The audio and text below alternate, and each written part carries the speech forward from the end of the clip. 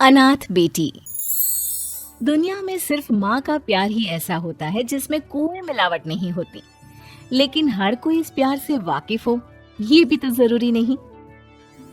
काश मेरी माँ होती। माँ कैसी होती है पापा? माँ माँ बहुत अच्छी होती है बेटा। मैं तेरे लिए नई माँ ले आता, लेकिन मैं जानता हूँ मेरी गुड़िया को भले ही आज माँ का प्यार ना मिल रहा हो, लेकिन मैं तो हूं ना। मैं सौतेली माँ का भरोसा नहीं कर सकता। चहक पिता के साथ बड़ी होती है।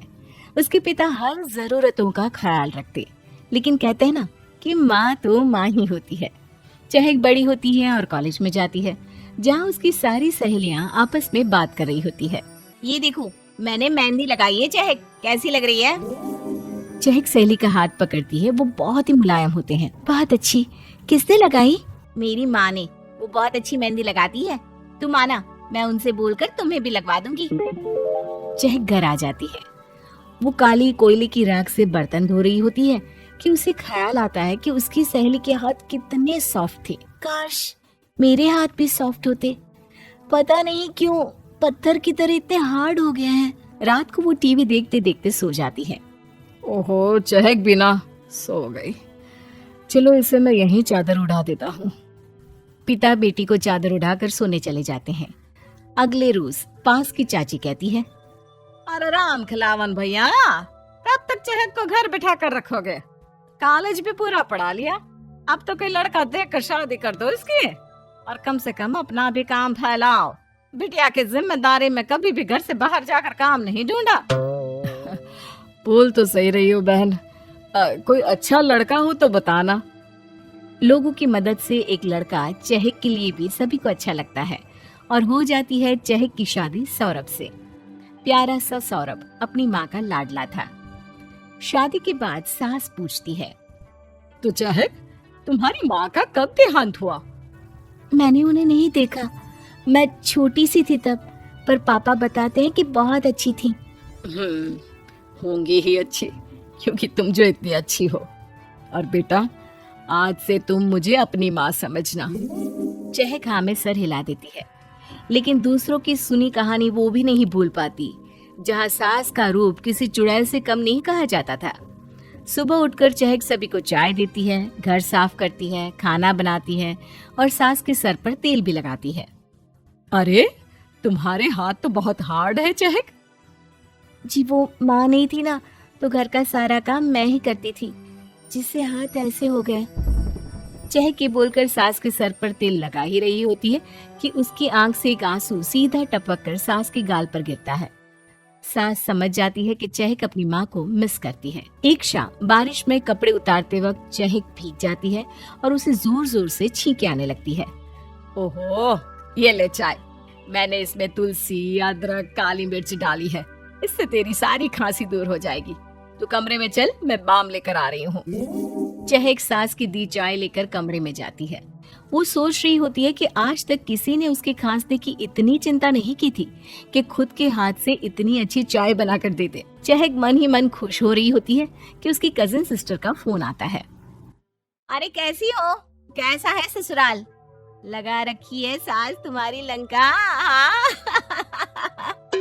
नहीं नहीं दीदी, मैं आज बारिश में भीग गई थी। उल्टा सासू माँ ने तो अपने हाथ से काली मिर्ची, अदरक और मसाले वाली चाय बना दी, और वो अभी बाम लेने गई है। सच में दीदी, अब पता चला कि माँ का प्यार क्या होता है। अरे रुक रुक, ज्यादा इमोशनल ना हो। तुझे क्या लग रहा है कि उनको तेरी केयर है? हाँ, और क्या? नहीं नहीं, कोई केयर नहीं है उन्हें। अरे वो जानती है ना, बहू बीमार पड़ गई तो सारे काम किसे करने पड़ेंगे? बता बता। सास को। गुड, अच्छा है तुझे जल्दी समझ में आ गया। माँ का प्यार, वो भी सास में। सास तो उल्टा काम नहीं करेगी तो घर से बाहर निकाल देगी। मेरी सास ने नहीं किया था ऐसा, याद है ना, जब मैं 4 महीने माँ के पास थी।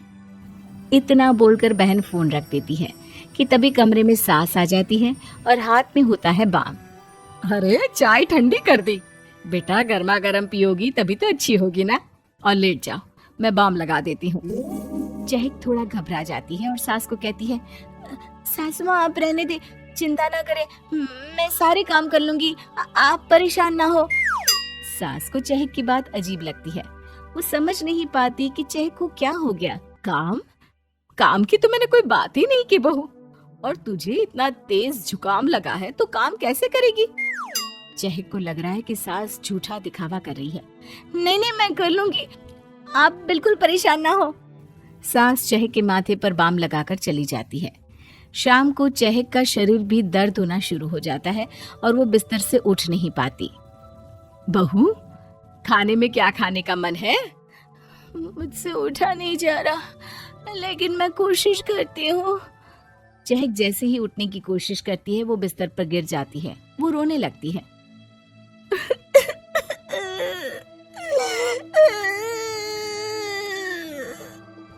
अरे अरे बहू, रो क्यों रही हो? और उठने की कोशिश मत करो। बेटा, मैंने तो सिर्फ ये कहा कि क्या खाने का मन है। तबीयत खराब हो तो मन करता है कि कुछ अच्छा या अलग खाए। वो बहू को सहारा देकर बिस्तर पर लिटा देती है। शाम को डॉक्टर आते हैं और बहू को दवाई देकर जाते हैं, जिससे वो ठीक हो जाती है।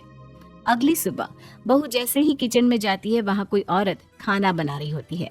घर भी पूरा चमक रहा होता है। माँ, ये कौन है? हम लोगों के घर में क्या कर रही है? अब तुझे किचन में जाने की जरूरत नहीं है चहक। और हाँ, घर की सफाई भी हो चुकी है। चहक को लगता है कि सास उसे घर से निकाल देगी। वो रोने लगती है। माँ प्लीज ऐसा मत करिए, ये मेरा ससुराल है। मैं पापा के पास जाकर उन्हें फिर से परेशान नहीं करना चाहती। मैं पूरा काम करूंगी, मैं वादा करती हूँ। और अपना बुखार भी नहीं आने दूंगी। आपकी सेवा पे करूंगी। चहक जोर जोर से रोने लगती है। सास पहले तो बहू को चुप कराती है, फिर कमरे में ले जाकर पानी देती है। अरे बेटा, मैं नहीं जानती कि तुझे किसने क्या कहा, पर मैं ये जानती हूँ कि तूने कभी माँ का प्यार नहीं पाया। चहक, तेरे हाथों को देखकर लगता है कि तूने अब तक के जीवन में कितना काम किया है। चहक बेटा, ये औरत इस घर की फुल टाइम मेड है। वो सारा काम करेगी और तू आराम, समझी? चहक सास की बात सुनकर उसे गले लगा लेती है। मुझे आज पता चला कि हर सास खराब नहीं होती। मुझे माफ कर दीजिए माँ।